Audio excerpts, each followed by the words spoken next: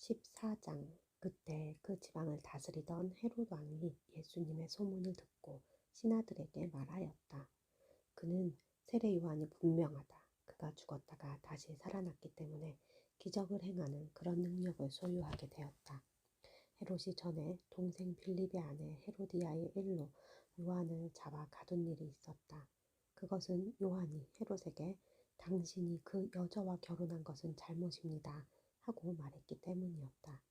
헤롯은 요한을 죽이고 싶었으나 많은 사람들이 요한을 예언자로 여기고 있었으므로 그들을 두려워하였다. 마침 헤롯의 생일에 헤로디아의 딸이 손님들 앞에서 춤을 추어 헤롯을 기쁘게 하였다. 그러자 헤롯은 그녀가 요구하는 것은 무엇이든지 들어주겠다고 그녀에게 맹세하며 약속하였다. 그래서 그녀는 자기 어머니가 시키는 대로 세례 요한의 머리를 쟁반에 담아 제게 주십시오 하고 요구하였다. 왕은 몹시 괴로웠으나 자기가 한 맹세와 잔치자리에 앉아있는 손님들 때문에 그녀의 요구를 들어주라고 명령하고 사람을 보내 갇혀있는 요한의 목을 베어오게 하였다. 그리고 요한의 머리를 쟁반에 담아 소녀에게 주자 소녀는 그것을 자기 어머니에게 가져갔다. 요한의 제자들이 와서 시체를 가져다가 장사하고 예수님께 가서 이 일을 알렸다. 예수님은 이 말을 들으시고 혼자 배를 타고 조용한 곳으로 가셨다. 그러자 많은 사람들이 그 소문을 듣고 여러 마을에서 나와 걸어서 예수님을 따라갔다. 배에서 내린 예수님은 많은 군중을 보시고 불쌍히 여겨 병자들을 고쳐주셨다. 저녁 때가 되자 제자들이 예수님께 와서 말하였다. 이곳은 벌판이 되다가 날도 이미 저물었습니다. 사람들을 마을로 보내 각자 음식을 사 먹게 하십시오. 갈 것 없다. 너희가 저들에게 먹을 것을 주어라. 우리가 지금 가진 것이라고는 빵 5개와 물고기 2마리뿐입니다. 그것을 이리 가져오너라. 그러고서 예수님은 군중들을 풀밭에 앉히시고 빵 5개와 물고기 2마리를 받아 들고 하늘을 우러러 감사 기도를 드리신 다음 떼어서 제자들에게 주셨다. 그래서 제자들은 그것을 군중들에게 나누어 주었다. 그들은 모두 실컷 먹고 남은 조각을 12광줄이나 거뒀으며 먹은 사람은 여자와 아이들 외에 남자만 약 5,000명이었다. 예수님은 군중들을 돌려보내시는 동안 제자들이 서둘러 배를 타고 자기보다 먼저 건너편으로 가게 하셨다. 군중을 다 보내신 후에 예수님은 기도하시려고 혼자 산에 올라가셔서 날이 저물었는데도 그곳에 홀로 계셨다. 그러나 배는 이미 육지를 떠나 상당히 멀리까지 갔는데 바람이 휘몰아치므로 파도에 시달리고 있었다. 새벽 4시쯤 되어 예수님이 바다 위로 걸어서 제자들에게 오셨다. 제자들은 예수님이 바다 위로 걸어오시는 것을 보고 무서워하며 유령이다 하고 소리쳤다. 그러자 예수님은 즉시 나다 무서워하지 말고 안심하여라 하고 말씀하셨다. 그때 베드로가 예수님께 주님, 주님이시거든 저를 물 위로 걸어오라고 하십시오 하였다. 예수님이 오너라 하시자 베드로가 배에서 내려 물 위로 걸어서 예수님을 향해 갔다. 그러나 그가 파도를 보고 무서워하다가 물에 빠져 들어가자 주님 살려주십시오 하고 소리쳤다. 예수님이 즉시 손을 내밀어 그를 붙잡으시며 믿음이 적은 사람아 왜 의심하느냐 하시고 배에 함께 오르시자 바람이 멎었다. 그때 배에 있던 제자들이 예수님께 절하며 주님은 참으로 하나님의 아들이십니다 하였다. 그들은 바다를 건너 게네사렛 지방에 이르렀다.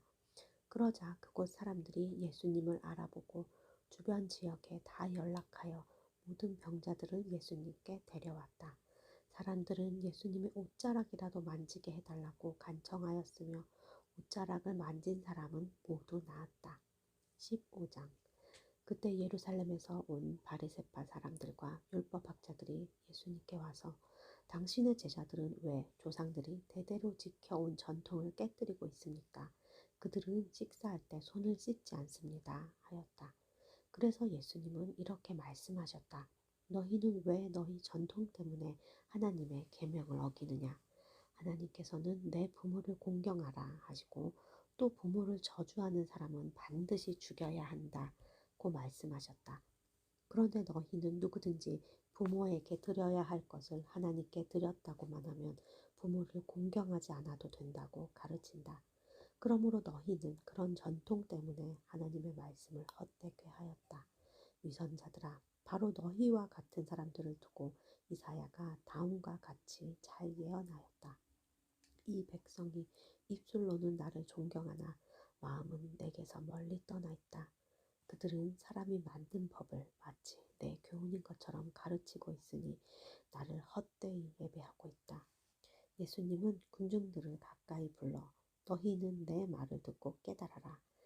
입으로 들어가는 것이 사람을 더럽히는 것이 아니라 입에서 나오는 것이 사람을 더럽힌다 하고 말씀하셨다. 그때 제자들이 예수님께 와서 주님, 바리새파 사람들이 이 말씀을 듣고 화가 난 것을 아십니까? 하고 묻자 예수님은 이렇게 대답하셨다. 하늘에 계신 내 아버지께서 심지 않으신 나무는 모두 뽑힐 것이다. 그러니 내버려 두어라.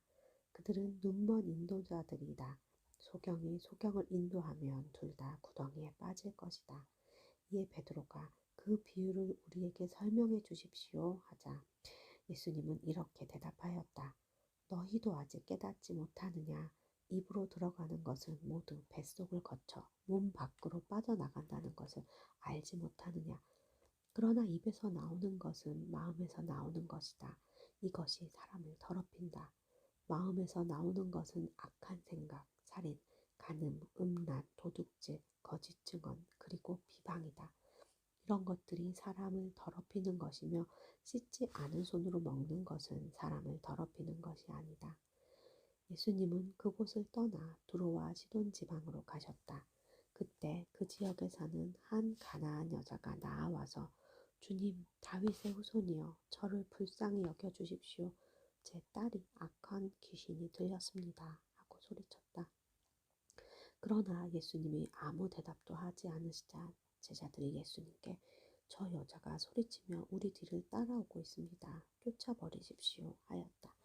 예수님이 그 여자에게 나는 잃어버린 양과 같은 이스라엘 사람에게만 보냄을 받았다 하시자 그 여자는 예수님 앞으로 와서 절하며 말하였다. 주님, 저를 도와주십시오. 자녀들의 빵을 빼앗아 개에게 던지는 것은 옳지 않다. 주님 맞습니다.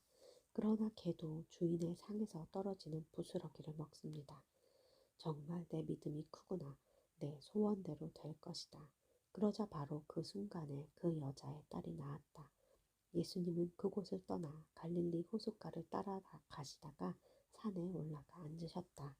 사람들이 안진뱅이, 절뚝발이, 소경, 벙어리, 그 밖에 많은 병자들을 데리고 와서 예수님 앞에 앉힘으로 예수님은 그들을 다 고쳐주셨다. 벙어리가 말하고 절뚝발이가 성해지고 안진뱅이가 걷고 소경이 눈을 뜨는 것을 보고 사람들은 놀라 이스라엘의 하나님을 찬양하였다. 그때 예수님이 제자들을 불러 말씀하셨다. 군중들이 나와 함께 있은 지가 벌써 3일이 되었는데 먹을 것이 없으니 가엾구나. 저들을 굶겨서 그대로 보내고 싶지는 않다. 그러다가는 길에서 쓰러질지도 모른다. 이 벌판에서 이처럼 많은 군중을 배불리 먹일 만한 빵을 어디서 구할 수 있겠습니까? 너희에게 빵이 얼마나 있느냐? 7개 있습니다. 그리고 작은 물고기 몇 마리도 있습니다. 예수님은 군중들을 땅에 앉히시고 빵 7개와 그 물고기를 가지고 감사 기도를 드리신 다음 떼어서 제자들에게 주셨다. 그래서 제자들은 그것을 군중들에게 나누어 주었다. 그들은 모두 실컷 먹고 남은 조각을 7광줄이나 거뒀으며 먹은 사람은 여자와 아이들 외에 남자만 약 4,000명이었다. 예수님은 군중을 돌려보내신 후에 배를 타고 마가단 지방으로 가셨다. 16장 바리새파 사람들과 사두개파 사람들이 예수님을 시험하려고 와서 하늘에서 오는 기적을 보여달라고 하였다. 그러나 예수님은 그들에게 이렇게 대답하셨다. 너희가 저녁에 하늘이 붉으면 날씨가 좋겠다고 말하고 아침에 하늘이 붉고 흐리면 날씨가 좋지 않겠다고 말한다. 이렇게 날씨는 분별할 줄 알면서 시대의 징조는 왜 분별하지 못하느냐? 악하고 음란한 세대가 기적을 요구하나 요나의 기적밖에는 보여줄 것이 없다. 그러고서 예수님은 그들을 떠나가 버리셨다. 제자들이 호수 건너편으로 가면서 잊어버리고 빵을 가져가지 못했다. 예수님이 제자들에게 너희는 바리새파 사람들과 사두개파 사람들의 누룩을 조심하라 하시자 제자들은 서로 의논하며 우리가 빵을 가져오지 않았기 때문에 하시는 말씀이다 하고 수군거렸다. 예수님은 그들이 수군거리시는 것을 아시고 말씀하셨다. 믿음이 적은 사람들아, 왜 빵이 없다고 서로 의논하느냐? 아직도 너희는 깨닫지도 기억하지도 못하느냐? 빵 5개로 5,000명이 먹고 몇 광주리를 거두었으며 빵 7개로 4,000명이 먹고 몇 광주리를 거두었느냐? 내가 빵에 대하여 말한 것이 아니라는 것을 왜 깨닫지 못하느냐? 너희는 바리새파 사람들과 사두개파 사람들의 누룩을 조심하라.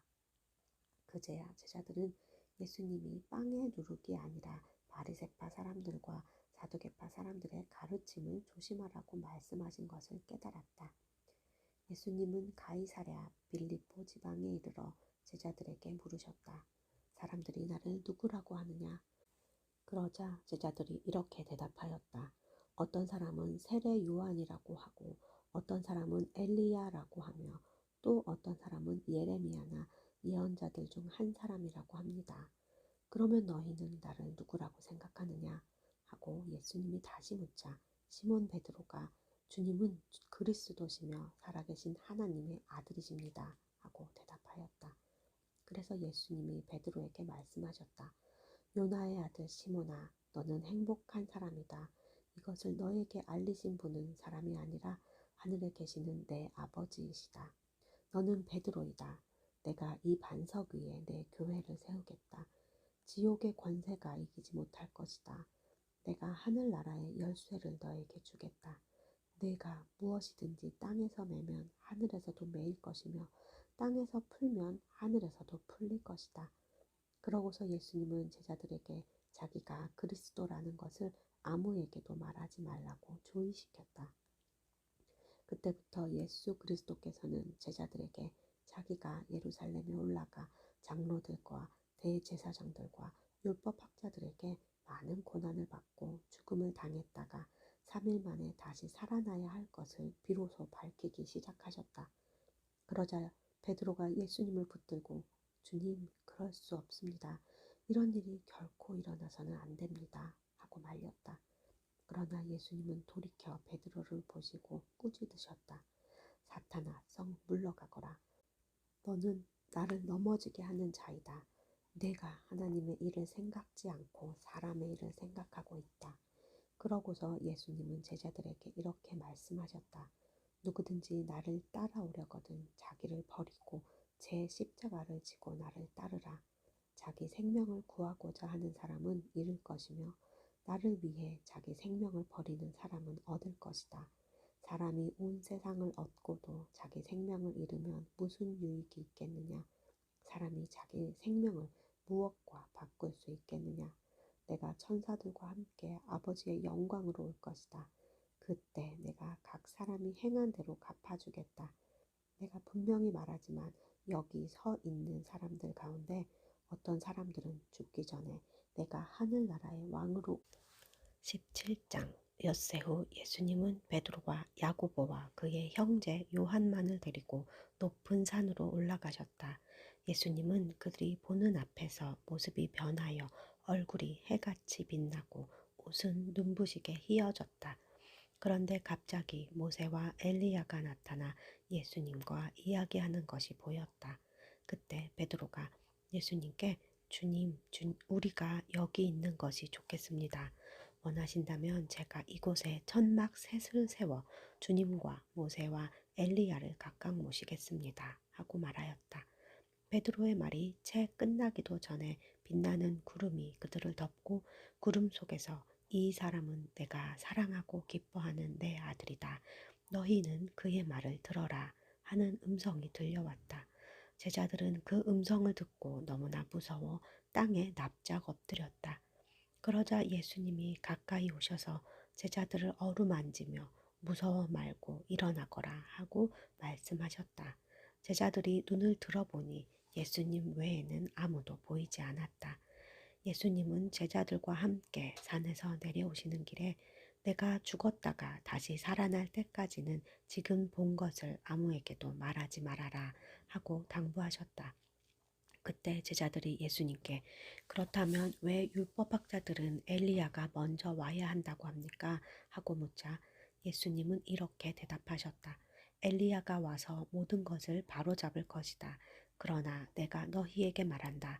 사실 엘리야가 벌써 왔어도 사람들이 그를 몰라보고 함부로 대하였다. 이와 같이 나도 그들에게 고난을 받을 것이다. 그제서야 제자들은 예수님이 세례 요한에 대하여 말씀하셨다는 것을 깨닫게 되었다. 그들이 군중들에게 돌아오자 어떤 사람이 예수님께 와서 무릎을 꿇고 말하였다. 주님, 제 아들을 불쌍히 여겨주십시오. 그가 간질병에 걸려서 몹시 고생하며 자주 불에 넘어지기도 하고 물에 빠지기도 합니다. 그래서 주님의 제자들에게 데려왔으나 고치지 못했습니다. 그러자 예수님은 믿음이 없고 삐뚤어진 세대여 내가 언제까지 너희와 함께 있어야 하겠느냐 너희를 보고 내가 언제까지 참아야 하겠느냐 아이를 이리 데려오너라 하고 말씀하셨다. 그러고서 예수님이 귀신을 꾸짖으시자 귀신이 아이에게서 나가고 바로 그 순간에 아이가 나았다. 그때 제자들이 예수님께 조용히 와서 왜 우리는 귀신을 쫓아낼 수 없었습니까? 하고 물었다. 그래서 예수님은 그들에게 이렇게 말씀하셨다. 너희의 믿음이 적기 때문이다. 내가 분명히 말한다. 만일 너희에게 겨자씨 한 알만한 믿음이 있다면 이 산을 향해 여기서 저리로 옮겨가거라 하여도 그대로 될 것이며 너희에게 못할 일이 하나도 없을 것이다.